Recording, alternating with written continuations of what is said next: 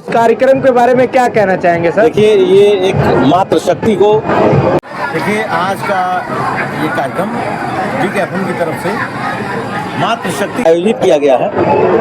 इसमें काफ़ी संख्या में मातृशक्ति यहाँ उपस्थित हुई हैं और बड़ा ही अच्छा लग रहा है कि जो ये माहौल यहाँ बना है एक अद्भुत अनुभव दे रहा है।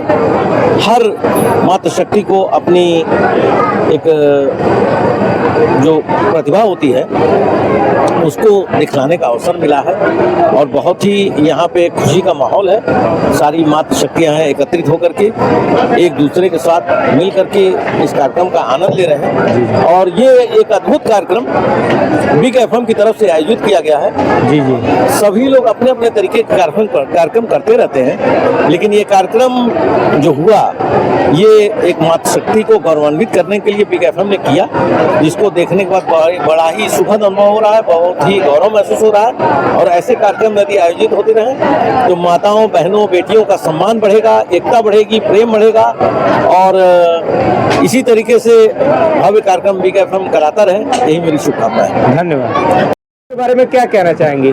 पहले तो मैं बिग एफएम और अमर उजाला बहुत बहुत धन्यवाद कहना चाहूँगी उन्हें, जिन्होंने हमें सभ्यता सारी को